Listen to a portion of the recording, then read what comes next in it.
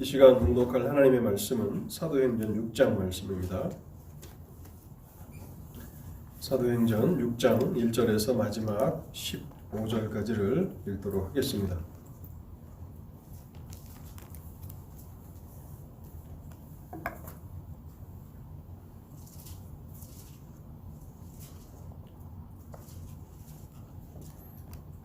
사도행전 6장 1절에서 마지막 15절까지를 읽도록 하겠습니다.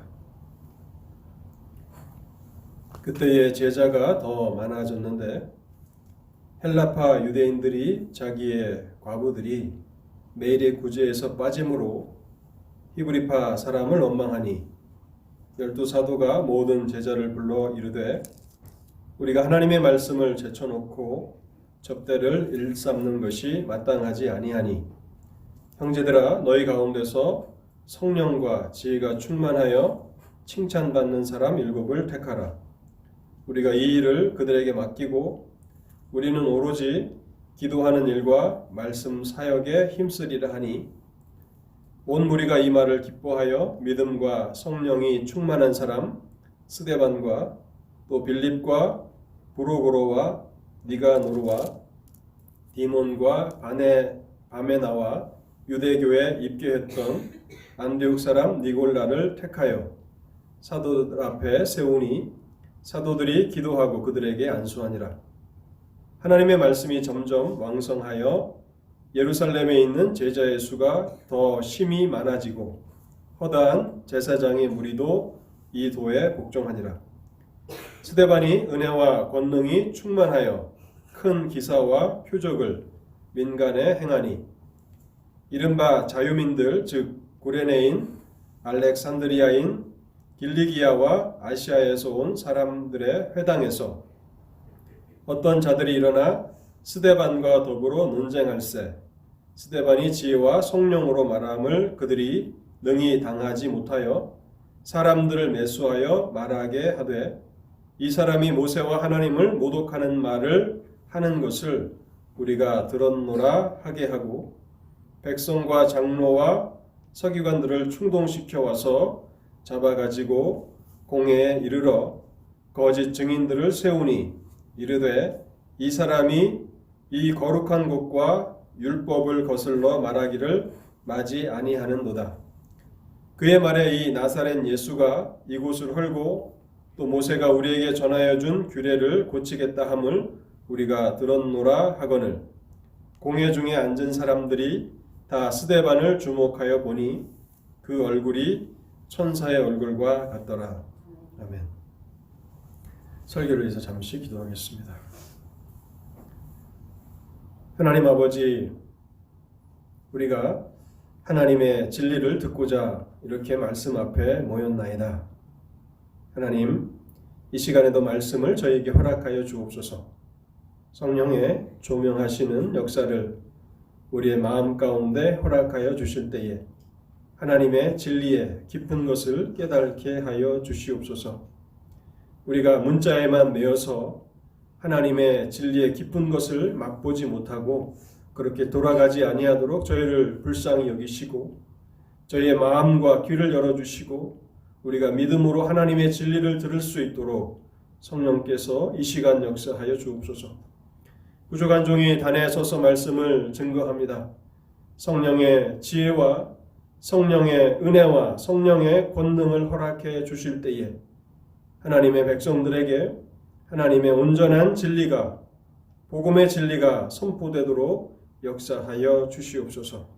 이 시간에 하나님의 자비하심과 도우심을 간절히 바라며 사모하올 때에 이 모든 말씀 우리 주 예수 그리스도의 이름으로 기도하옵나이다. 아멘. 부활하신 주님께서는 40일 동안 지상에 계시면서 제자들에게 하나님 나라의 일을 말씀하셨습니다. 이것은 이제 제자들이 이 세상에 살아가지만 이 세상 나라가 아닌 하나님 나라에 관심을 기울이며 그 나라를 위해서 일하라는 가르침이셨습니다. 그리고 하나님 나라를 위해서 일할 수 있는 그 비결은 오직 성령의 권능을 받은 그리스도의 신실한 증인이 되는 것이라고 가르쳐 주셨습니다. 하나님의 나라는 영적인 나라이기 때문에 성령의 능력을 받은 신실한 증인들을 통해서만 확장되어 나아가는 것입니다. 그래서 그리스도께서 승천하신 것을 직접 목격한 제자들과 또 주님을 따르는 여인들과 예수의 어머니 마리아와 또 주님의 동생들은 다락방에 모여서 마음을 같이하여서 기도에 힘썼습니다. 성령의 능력을 받는 길은 마음을 같이하여 기도하는 것이라는 사실을 알고 있었기 때문에 그러한 것입니다. 그리고 그들은 문자 그대로 몇 날이 못 되어서 성령으로 세례를 받고 성령 충만한 사람들이 되었습니다. 사도행전의 교회와 오늘날 교회의 차이가 있다면 그것은 교회가 얼마나 마음을 합하여 기도하기를 힘쓰는가, 그리고 성령의 능력을 받은 교회인가라고 하는 그런 차이가 있을 것입니다. 그래서 저는 오늘 여러분들과 함께 지난주에 이어서 사도행전을 살펴보면서 성령의 충만을 받으라는 제목으로 하나님의 진리를 상고해 보고자 합니다. 오늘 우리가 다룰 사도행전 6장은요, 성령 충만이라는 이 말씀이 경우에 따라서는 다른 내용을 의미할 수 있다는 것을 잘 나타내 줍니다. 성령 충만이라는 용어가 경우에 따라서는 성령의 능력 충만을 의미할 수도 있고, 또 다른 경우에서는 성령의 생활 충만을 의미할 수도 있다는 사실입니다. 사도행전에서 오순절날 성령으로 세례를 받은 사람들은 성령의 충만함을 받았다고 기록하고 있는데, 사도행전에서 성령의 충만이라고 말할 때 많은 경우 그 성령 충만은 성령의 능력 충만을 의미합니다. 그러나 성령 충만이라고 하는 같은 용어가 다른 내용을 의미할 때도 있다는 것입니다. 사도행전에서도 성령 충만이라는 단어가 항상 성령의 능력 충만을 의미하는 것은 아닙니다. 그래서 우리는 이 둘을 잘 구별해야 성경의 내용들을 오해 없이 잘 우리가 이해할 수 있게 됩니다. 지난주에도 말씀드렸던 것처럼 에베소서 5장 18절에 술 취하지 말라 이는 방탕한 것이니 성령의 충만을 받으라. 에베소서 5장 18절은 대표적으로 성령의 생활 충만을 의미하는 그런 말씀입니다. 원칙적으로 성령 충만, 그것이 성령의 능력 충만이든지 성령의 생활 충만이든지, 이 성령 충만은 성령의 거듭나게 하시는 역사와는 구분되는 것입니다. 사도행전의 제자들은 오순절 성령 강림 이전에, 오순절 성령으로 세례를 받기 이전부터 그들은 거듭난 하나님의 백성들이었습니다. 그런데 성령으로 거듭난 그들이 오순절에 성령의 능력 충만을 받게 되었습니다. 동일한 원리로 에베소서를 생각해 보면요, 에베소 성도들 또한 성령으로 거듭난 자들이었습니다. 그런데 그들을 향하여 5장 18절에는 성령의 충만을 받으라는 말씀을 하고 있습니다. 성령의 충만과 성령으로 거듭나는 것은 구별되는 것이고, 또 성령의 충만이라는 이 단어가 성경에서 항상 같은 내용을 뜻하는 것은 아니다. 성령 충만이 어떨 때는 능력 충만으로, 어떨 때는 생활 충만으로 구분된다라고 하는 사실을 우리는 기억해야 합니다. 그렇다면 성령의 능력 충만과 성령의 생활 충만이 어떻게 다른지를 오늘 사도행전 6장을 통해서 조금 더 깊이 생각해 보도록 하겠습니다. 예루살렘 교회는 성령 충만을 경험한 교회였지만 완벽한 교회는 아니었습니다. 지상에 있는 그 어떤 교회도 완벽한 교회는 아닙니다. 그렇다고 해서 우리가 교회의 완벽함을 포기하진 않습니다. 왜냐하면 교회는 그리스도의 몸이기 때문에 완벽한 교회가 되기를 힘쓰지만, 그러나 그 어떤 교회도 완벽할 수는 없다는 이 두 가지 상반된 진리를 우리는 생각하게 됩니다. 히브리파 과부들과 헬라파 과부들 사이에서 갈등이 일어났습니다. 히브리파는 예루살렘 출신으로서 주로 히브리어를 사용하고 유대 문화권에 속한 사람들이었고, 헬라파는 외국에서 태어났거나 또 외국에서 생활을 하다가 돌아온 유대인들로서 헬라 문화에 익숙한 사람들이었을 것입니다. 그런데 이때 헬라파 과부들이 아마도 비주류에 속했겠죠. 비주류였던 헬라파 과부들이 매일의 구제에서 빠지는 일들이 발생하게 되자 히브리파 과부들을 원망하는 일이 생겼습니다. 여러분, 우리는 창세기를 읽어보나 마태복음을 읽어보나 사도행전을 읽어보나 에스라를 읽어보나 항상 하나님의 교회가 하나님의 나라를 위해서 일해 나아갈 때에 분열의 조짐이, 사탄의 회방하는 그런 역사들이 항상 일어난다는 사실을 발견하게 됩니다. 성령으로 충만함을 받은 사도행전의 교회가 분열의 위기에 봉착하게 된 것입니다. 교회가 갑작스럽게 양적인 성장을 하는 과정에서 문제가 발생하게 되었는데, 성령 충만함을 받았던 사도들은 문제 자체만을 해결하기를 원치 않았고 자신들의 사역 전반을 돌아보는 기회를 삼습니다.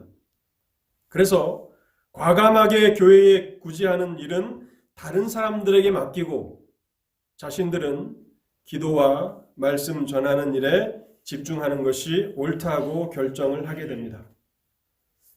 분열의 위기가 있었지만, 그러나 성령 충만했던 사도들은 위기를 기회로 삼아 교회를 더욱 바른 길로 나아가게 하는 결정을 내릴 수 있었다는 사실입니다. 교회 지도자들이 성령 충만을 받아야 하는 얼마나 당연한 이유입니까? 본문에 보면 6장 7절에 보면요, 허다한 제사장의 무리도 이 도에 복종하니라. 이 위기를 겪고 나니까 더 많은 교회의 그 숫자가 늘게 됐고, 거기에 더하여서 허다한 제사장의 무리도 이 도에 복종하였다고 기록하고 있습니다. 그러면 이때는 여전히 예루살렘 성전이 존재했었고, 성전 안에는 제사장들이 제사를 드리고 있었던 것입니다. 그런데 주 예수 그리스도의 십자가의 죽으심이 바로 구약의 제사의 완성이라고 하는 사실을 성전에서 제사를 드리는 제사장들 또한 인정하게 됐다는 것입니다. 그래서 그들이 믿었다라고 기록하지 않고 이 도에 복종하니라. 하나님의 교회는 항상 수많은 문제들에 둘러싸여 있게 됩니다. 그런데 그 문제들을 성령의 인도하심과 성령의 능력으로 잘 극복하게 된다면 하나님의 교회는 더 크게 확장되어 나아간다는 사실을 알게 됩니다.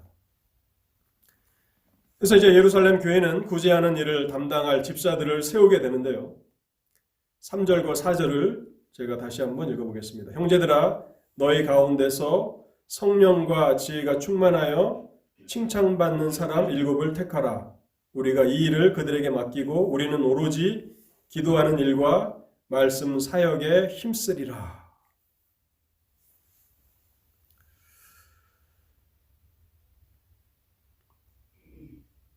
이후에 이제 사도행전 6장에서는 7명의 집사를 세우는데, 사도행전은 스데반과 빌립 두 사람의 사역만을 기록합니다. 6장과 7장은 특별히 이제 스데반이라는 한 인물에 초점을 맞추는데요. 5절에도 보면 온 무리가 이 말을 기뻐하여 믿음과 성령이 충만한 사람 스데반과 빌립과 7 집사를 택하였다고 기록합니다. 믿음과 성령이 충만한 사람 스데반. 이 스데반은 집사로 세움을 받기 이전부터 성령이 충만한 사람이었습니다. 여기 성령이 충만하였다라고 하는 것은 성령의 생활 충만 가운데 있었던 사람이라는 의미입니다. 그러나 8절과 또 10절과 7장 55절의 그 성령 충만의 의미는 다른 것입니다. 8절에 보면 은혜와 권능이 충만하여 큰 기사와 표적을 민간에 행하였다고 기록하고 있습니다. 집사로 임명된 이후에 은혜와 권능이 충만하여 큰 기사와 표적을 행하게 됩니다. 여기는 성령이 충만하였다라고 기록하지 않고 은혜와 권능이 충만하였다고 기록하고 있습니다. 의도적으로 3절과 5절의 성령 충만과 이 8절의 의미는 다른 것임을 의도적으로 나타내는 것이라고 저는 해석하고 싶습니다. 여기서 충만은 생활 충만이 아니라 성령의 능력 충만이 나타나는 것입니다.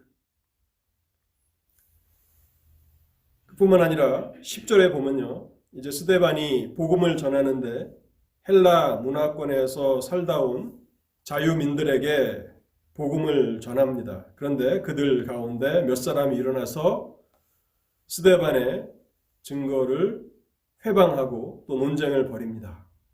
그때 10절은 이렇게 기록합니다. 스데반이 지혜와 성령으로 말함을 그들이 능히 당하지 못하여. 지혜와 성령으로 말함, 이것은 성령의 능력 충만이 어떻게 실제적으로 나타나는가. 성령의 능력으로 충만하게 되면 지혜로 말하게 된다는 것입니다. 그래서 능히 스데반을 당하지 못하는 것입니다. 그래서 그들은 급기야 거짓 증인을 세워서 스데반을 공회에 고발하게 됩니다. 그리고 나서 이제 7장으로 넘어가면요. 스데반이 공회 앞에서 설교를 합니다. 성령 충만한 가운데 그는 하나님의 말씀을 증거하는데 7장 55절에 보면 스데반이 성령 충만하여 하늘을 우러러 주목하여 하나님의 영광과 및 예수께서 하나님 우편에 서신 것을 보고, 여기 7장 55절에도 스데반이 성령이 충만하였다라고 했는데 이 의미가 단순히 6장 3절과 5절과 같은 의미라면 7장 55절에 성령이 충만하였다라고 하는 이 말씀은 별 의미가 없는 것입니다. 그러나 6장 3절과 5절의 성령의 생활 충만과는 다른 성령의 능력 충만이라는 그런 의미를 가지고 있다면 7장 55절은 많은 의미를 내포하고 있는 것이죠. 그가 어떻게 담대함으로 자신에게 돌을 던지는 사람들을 향하여서도 두려워하지 않고 하나님의 말씀을 지혜롭게 전할 수 있는가? 그것은 성령의 능력 충만으로 이루어진 일이라고 하는 사실을 담고 있는 것입니다. 또 사도행전에서 우리는 이 6장에서 전반부에서는 성령의 생활 충만에 대해서, 또 후반부에서는 성령의 능력 충만에 대해서 발견하게 된다는 사실입니다. 이 성령의 생활 충만은요, 우리가 날마다 따라야 하는 명령입니다. 우리가 할 수 있는 일이고 또 마땅히 해야 하는 일입니다.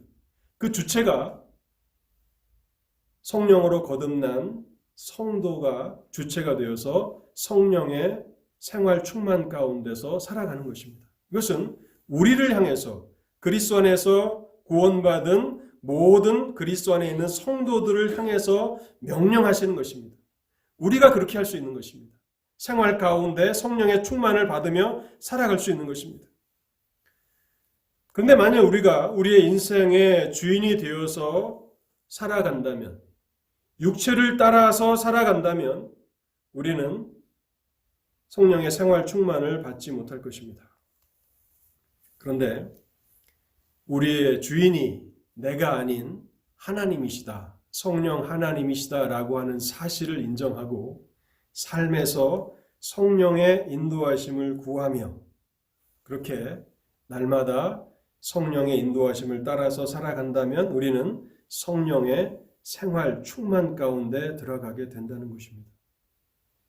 무엇보다도 놀라운 것은요, 성령의 생활 충만이 이루어지지 않는 사람들 가운데는 성령의 능력 충만도 이루어지지 않는다는 사실입니다.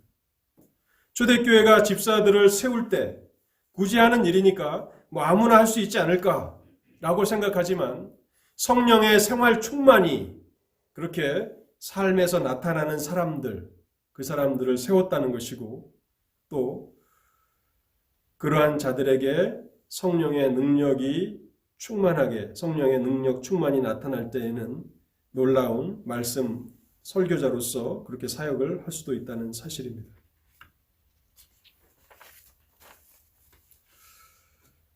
저는 이제 크게 두 가지를 이렇게 여러분들에게 말씀을 드리려고 하는데요. 우리는 어떻게 이제 성령의 충만을 받을 수 있는가? 이 부분에서 성령의 생활 충만과 성령의 능력 충만을 좀 더 생각해 보겠습니다. 그렇다면 우리는 어떻게 성령의 충만을 받을 수 있는가를 말씀드리겠습니다.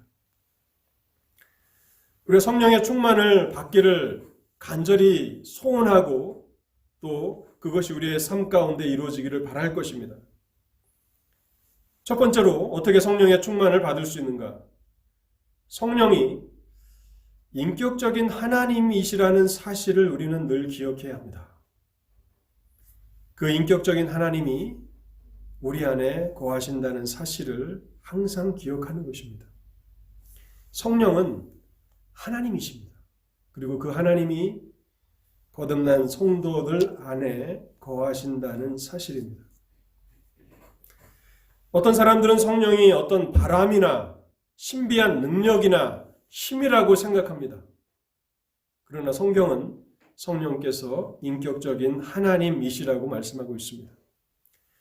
성령과 관련하여서 많은 교리들이 있고 많은 가르침들이 있는데 그 가르침들 가운데 가장 중요한, 가장 기초가 되는 그 가르침은 성령은 복되신 삼위일체의 제3위격이 되시는 하나님이시라는 사실입니다. 이 사실을 우리가 망각한다면 잘못된 대로 쉽게 나아가기 쉽습니다. 사도행전 5장에 보면 아나니아와 삽비라 사건이 나타납니다. 사도행전의 교회는 많은 위기 가운데 놓여 있었습니다. 마치 큰 대양을 항해하는 그런 조그만 배와 같이 끊임없는 그런 위기와 난관 가운데 봉착하게 되는데 사도행전 5장에 보면 아나니아와 삽비라가 나옵니다. 이들이 성령을 속이게 되고 그래서 성령을 속인 그 죄로 심판을 받아 죽임을 당합니다. 사도행전 5장 3절에 보면 이런 말씀이 있습니다. 베드로가 이르되 아나니아야 어찌하여 사탄이 내 마음에 가득하여 내가 성령을 속이고 땅값 얼마를 감추었느냐. 땅이 그대로 있을 때는 내 땅이 아니며 판 후에도 내 마음대로 할 수가 없더냐. 어찌하여 이 일을 내 마음에 두었느냐. 사람에게 거짓말한 것이 아니요 하나님께로다. 성령은 하나님이십니다. 그 성령 하나님께서 성령으로 거듭난 하나님의 백성들 안에 거하신다는 사실을 항상 인식해야 하는 것입니다. 고린도전서 6장 19절에 이런 말씀이 있습니다. 너희 몸은 너희가 하나님께로부터 받은 바 너희 가운데 계신 성령의 전인 줄을 알지 못하느냐. 너희는 너희 자신의 것이 아니라 값으로 산 것이 되었으니 그런즉 너희 몸으로 하나님께 영광을 돌리라. 2021년 한 해 성령의 충만함 가운데서 지혜로운 경건한 삶을 살기를 원하십니까?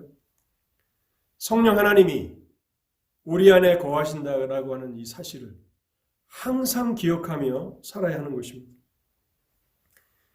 두 번째로 어떻게 우리가 성령의 충만함을 받을 수 있는가? 성령의 인도하심을 간절히 사모해야 합니다. 성령의 인도하심을 날마다 사모하며 간구해야 합니다. 에베소서 5장 18절에 술 취하지 말라 이는 방탕한 것이니 오직 성령의 충만함을 받으라. 여기 충만이라는 단어는 어떤 것에 있어서 넘쳐 흐르는 것을 말하는 것이죠. 어떤 것이 우리의 마음을 사로잡을 때 우리는 어떤 것에 충만하다 하는 말을 합니다. 무엇인가를 생각할 때, 그래서 우리의 마음이 거기에 완전히 사로잡혔을 때 아무개는 무엇에 충만한 사람이야 라고 말하는 것입니다. 본문은 특별히 성령 충만을 술 취함과 비교하고 있습니다. 술 취하지 말라, 이는 방탕한 것이니 오직 성령의 충만함을 받으라. 술 취한다는 것은 우리가 술의 영향력 아래로 들어간다는 뜻이겠죠. 그래서 내가 나를 통제하는 것이 아니라 술이 우리를 통제할 때 우리는 그 상태를 술이 취했다라고 말합니다. 미국에서 가끔 운전을 하다 보면 위험하게 그 차로를 넘나들면서 운전하는 사람들이 있죠.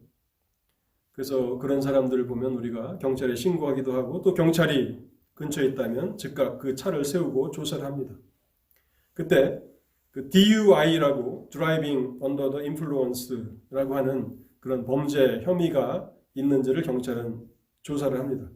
술을 먹었는지, 마약을 한 상태에서 운전을 했는지, 그래서 무엇인가 Driving Under the Influence, 어떤 술이나 마약의 기운에 영향을 받고 운전을 했는지를 조사하는데 그것이 드러날 때는 심각한 범죄 행위가 됩니다. 이처럼 술에 취한다는 것은 술의 영향력 아래에 들어간다는 것이고요. 자신을 통제하지 못하는 것입니다. 성령에 충만한다는 것은 어떤 의미입니까? 성령의 영향력 아래 살아가는 것을 말하는 것입니다. 이 충만이라는 것을 우리는 강조할 필요가 있습니다.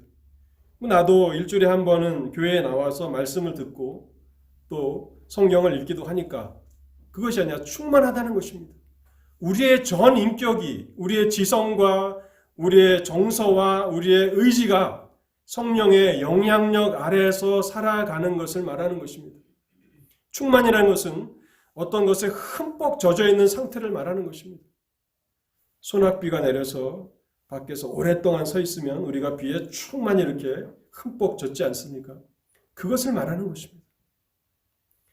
그렇게 살아가는 상태, 날마다 하나님 나를 다스려 주시옵소서, 하나님 나를 인도하여 주시옵소서, 내가 무엇을 해야 하며 또 어떻게 살아야 하는지 나를 지도해 주시옵소서라고 날마다 성령의 인도하심을 간구하며 살아가는 상태, 그것이 성령의 생활 충만입니다. 성령의 권능으로 충만하게 되는 것은 하나님이 하시는 일입니다. 그래서 성령 충만이라고 하는 이 사실을 우리가 생각할 때 놓치지 말아야 하는 것은요, 누가복음 3장 16절에 보면 그는 성령과 불로 너희에게 세례를 베풀 것이요 라고 말씀하고 있습니다. 세례 요한이 그리스도를 가리켜 증거하기를 그분은 성령과 불로 너희에게 세례를 베풀 것이요. 어떻게 사도행전에 교회가 성령 충만하게 되었습니까? 너희는 몇 날이 못되어 성령으로 세례를 받으리라. 그리스도께서 성령의 세례를 주시면 성령의 충만, 성령의 능력 충만이 일어나는 것입니다. 그런데 사도행전 에베소서 5장 18절에 성령의 생활 충만의 주체는 바로 우리입니다. 우리가 술에 취할 수도 있는 것이고 우리가 성령의 충만 가운데 살아갈 수도 있는 것입니다. 술이 우리를 먹는 것이 아니라 우리가 술을 먹는 것이죠. 그런 것처럼 우리가 성령의 충만 가운데로 날마다 들어가는 삶, 날마다 우리의 삶을 하나님께서 다스려 주시기를, 나의 육신의 정욕과 생각으로 살아가지 아니하고 하나님이 나를 다스려 주시기를 간구하면서 살아갈 때 성령의 생활 충만이 일어나는 것입니다.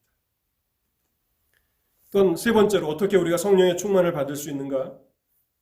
성령의 인도하심을 받기 원한다면 성령을 근심케 하거나 성령을 소멸하지 말아야 합니다.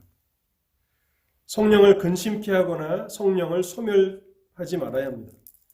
우리가 가장 첫 번째로 성령과 관련된 그 가르침의 중심은 성령이 하나님이시다, 인격적인 하나님이시다라는 그 사실을 우리가 생각하지 않았습니까?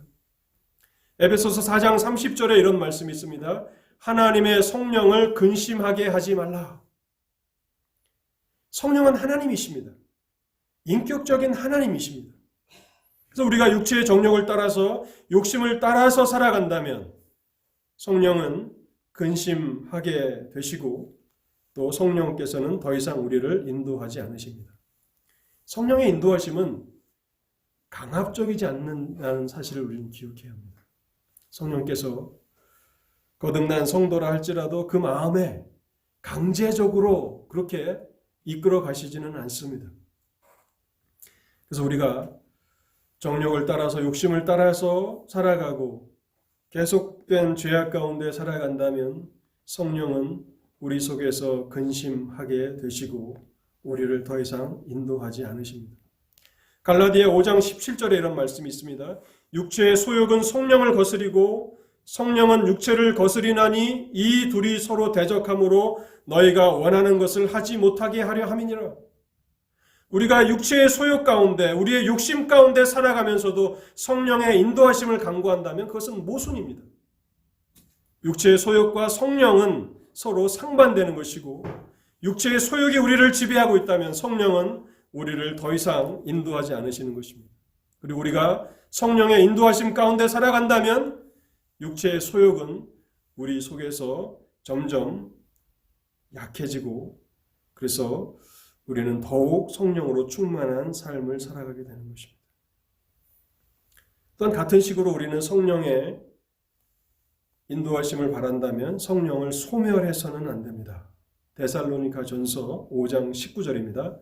성령을 소멸하지 말며, 성령을 소멸하지 말며. 성령은 하나님이십니다. 그래서 성령을 근심케 해서도 안 되고 또 성령을 소멸하지도 말라고 말씀하십니다. 성령께서는 우리 안에서 우리를 깨우치시고 새로운 아이디어를 주십니다. 새로운 생각들을 주십니다. 그럴 때 우리는 그것들을 지체하거나 또 그것을 불순종하게 된다면 성령을 소멸하는 것입니다. 어느 날 갑자기 내가 이렇게 살아서는 안 되겠구나.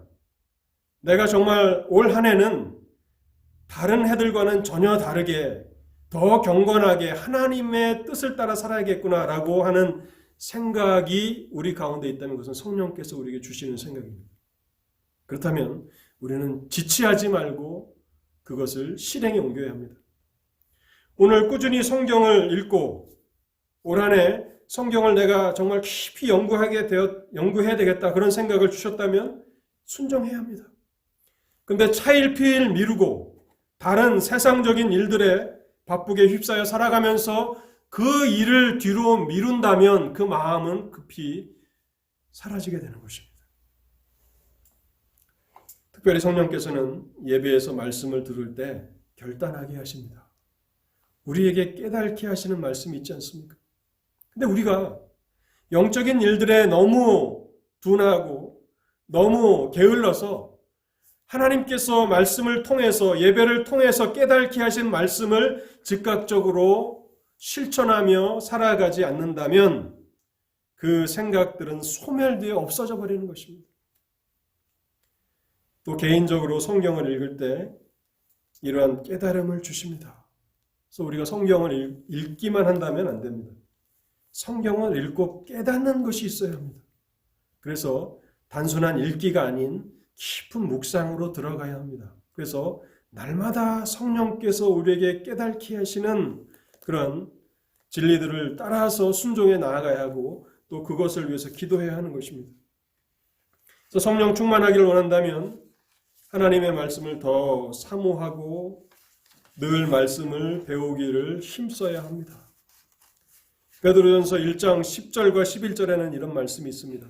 이 구원에 대하여는 너희에게 임할 은혜를 예언하던 선지자들이 연구하고 부지런히 살펴서 자기 속에 계신 그리스도의 영이 그 받으실 고난과 후에 받으실 영광을 미리 증언하여 누구를 또는 어떠한 때를 지시하시는지 상고하니라.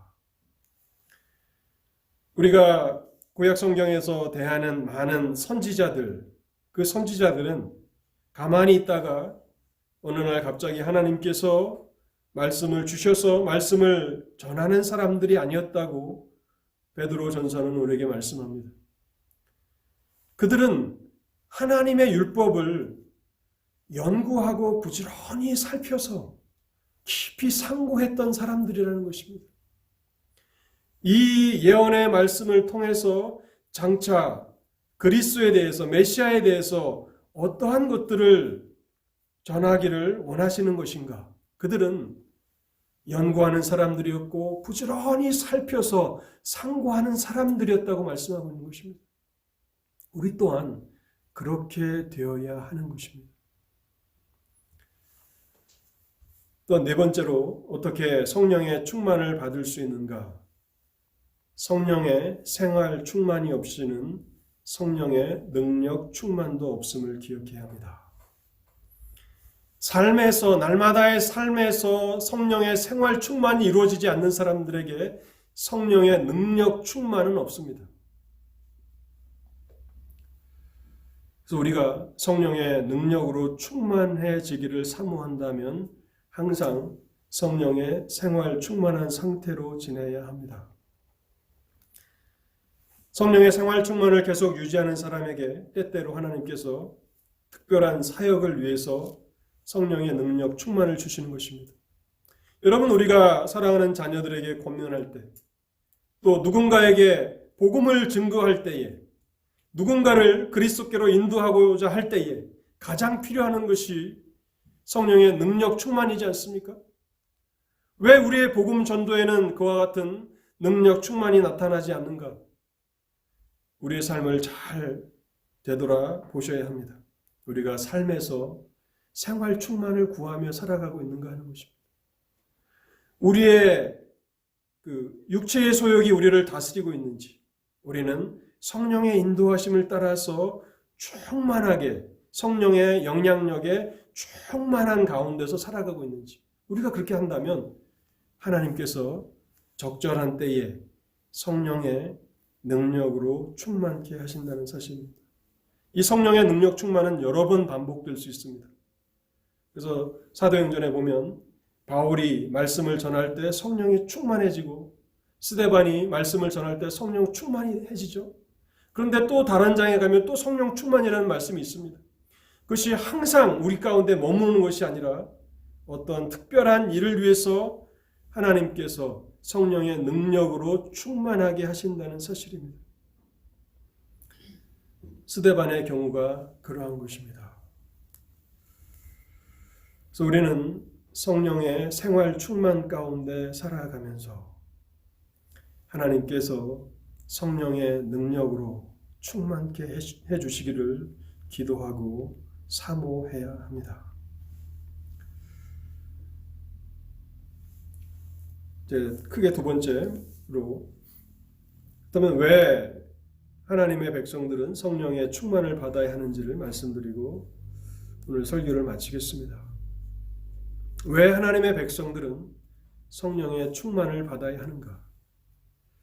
먼저는 성령 충만이 어떻게 다른 의미가 있는가? 생활 충만과 능력 충만이 있다는 것을 말씀드렸고, 또 어떻게 성령 충만을 받을 수 있는가? 네 가지를 말씀드렸고, 이제는 왜 하나님의 백성들은 성령의 충만을 받아야 하는가를 마지막으로 말씀드리고 오늘 설교를 마치겠습니다. 첫 번째는요, 성령의 충만은 하나님의 명령입니다. 주님께서 승천하시기 전 아버지의 약속하신 것을 기다리라. 너희는 몇 날이 못되어 성령으로 세례를 받으리라. 성령이 너에게 임하시면 너희가 권능을 받고 내 증인이 되리라고 말씀하셨습니다. 그리고 에베소서 5장 18절에도 이것은 명령형입니다. 술 취하지 말라. 이는 방탕한 것이니 오직 성령의 충만함을 받으라. 하나님의 명령이라는 것입니다. 우리가 순종해야 하는 하나님의 명령, 그것은 성령의 충만을 받으라는 그런 말씀입니다. 또 두 번째, 왜 우리는 성령 충만을 받아야 하는가? 성령 충만은 참된 예배에 있어서 필수적인 것입니다. 우리가 참된 예배자로서 살아가길 원한다면 창세기에 나오는 가인의 예배, 또 아벨의 예배, 또 노아의 그 예배들이 나오지 않습니까? 모든 예배가 다 하나님 앞에 연락되는 것은 아니라는 사실을 압니다. 우리가 참된 예배를 드리길 원한다면 성령 충만을 받아야 한다는 것입니다. 에베소서 5장에 보면 성령의 충만을 받으려는 말씀을 하고 나서 그것을 이어서 19절에 이렇게 말씀합니다. 시와 찬송과 신령한 노래들로 화답하며 너희의 마음으로 주께 노래하며 찬송하며 범사의 우리 주 예수 그리스도의 이름으로 항상 아버지 하나님께 감사하며 시와 찬송과 신령한 노래로 화답하라. 또 너희의 마음으로 주께 노래하며 찬송하고 하나님께 감사하며 성령이 충만해야만 참된 예배를 드릴 수 있다고 말씀하고 있습니다. 사랑하는 성도 여러분, 오늘 우리가 하나님의 예배 자리로 나올 때 우리의 마음에는 감사로 충만했습니까? 우리의 마음에는 하나님을 찬송하고자 하는 그런 마음으로 충만한 상태로 나왔습니까? 그리스도 안에 있는 다른 지체들과 함께 하나님을 찬송하기를 즐거워하는 마음으로 그렇게 오셨습니까? 또 사적으로 공적으로 하나님을 예배하고자 하는 그런 마음으로 충만합니까? 너무 예배하는 것을 즐거워해서 그렇게 예배의 자리를 사모합니까? 여러분, 이 모든 것이 우리의 결심이 아닙니다. 우리가 그렇게 돼야지라고 결정한다고 그렇게 되는 것이 아니라 우리가 성령의 충만함 가운데 있다면 우리의 마음에는 하나님을 향한 찬송과 감사로 넘쳐나게 된다는 것입니다. 그래서 우리는 성령의 충만함을 받아야 합니다. 마지막으로 왜 우리는 성령의 충만을 받아야 하는가? 하나님의 백성들이 영적 의무를 수행함에 있어서 성령의 충만함은 필수적인 것입니다. 우리가 영적인 의무를 감당하는 사람들로 하나님의 청지기들로서 하나님께서 맡겨주신 일들이 있지 않습니까? 그 영적 의무들을 잘 수행하려고 한다면 성령 충만은 반드시 필요하다는 사실입니다. 오늘 본문을 잠시 돌아가 보면요. 스데반을 대적하는 자들은 결코 스데반을 대적할 수가 없었습니다. 성령의 지혜로 말하는 스데반을 대적할 수가 없게 되자 거짓 증인들을 매수해서 하나님과 모세를 모독하였다라고 거짓으로 고발하게 해서 공회에 넘겨주었습니다. 근데 공회에 있는 사람들이 스데반의 얼굴을 보자 그 모두가 놀라게 됩니다. 15절 말씀을 다시 한번 제가 읽어보겠습니다. 공회 중에 앉은 사람들이 다 스데반을 주목하여 보니 그 얼굴이 천사의 얼굴과 같더라. 왜 하나님은 성령의 능력 충만 가운데 여러 가지 기사와 이적들을 행하실 수도 있는데 스데반의 얼굴을 천사와 같이 빛나게 해주셨을까요? 이 천사와 같이 얼굴이 빛났다라고 하는 것은 구약의 모세의 경우를 모든 유대인들은 떠올릴 수 있었을 것입니다. 모세가 시내산에서 하나님을 아련하고 나자 그 얼굴에서 빛이 나지 않았습니까? 그래서 백성들에게 말하고 나서 다시 그 광채가 나서 얼굴을 수건으로 쌌는데 모세의 얼굴에서 빛이 났습니다. 지금 하나님의 성령의 능력으로 충만한 스데반의 얼굴이 모세의 얼굴처럼 천사처럼 빛났다는 것입니다. 지금 스데반을 고소하는 그 고소가 무엇입니까? 하나님과 모세를 모독했다는 것입니다. 근데 하나님의 성령께서는 저들의 저 주장이 다 거짓말이라고 하는 사실을 스데반의 얼굴에 나타내신 것입니다. 여러분 상상해 보십시오. 그 거짓 증인들은 얼마나 두려워했겠습니까? 또 거짓 증인들을 내세워서 스데반을 대적하고자 했던 그 주동자들은 얼마나 두려움 가운데 스데반의 얼굴을 바라볼 수밖에 없었겠습니까? 바로 하나님의 영적 의무를 수행함에 있어서 그것은 성령의 충만이 얼마나 필요한 것인가를 우리에게 보여주는 것입니다. 오늘날 세상은 영적으로 점점 더 어두워져 가고 있습니다. 성도가 어떻게 세상을 이길 수 있습니까?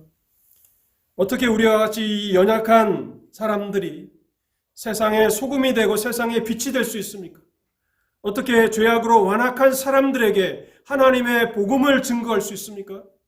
우리의 힘으로 되는 것이 아닙니다. 우리의 능으로 되지 않습니다. 오직 여호와의 신으로 되는 것입니다.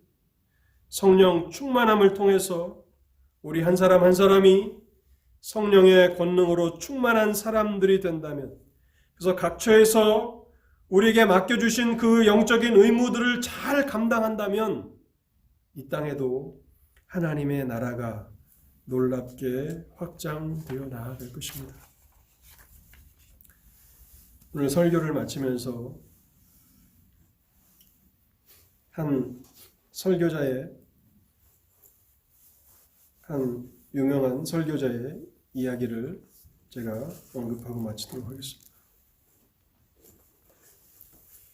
성령 충만함과 관련해서 우리보다 먼저 이 사역을 감당했던 한 유명한 목사가 이런 말을 남겼습니다. 성령 충만은 사도 바울 사역의 비밀이었습니다. 어떤 형태의 사역을 하고 있든 성령의 능력으로 충만한 동안에만 가치가 있습니다.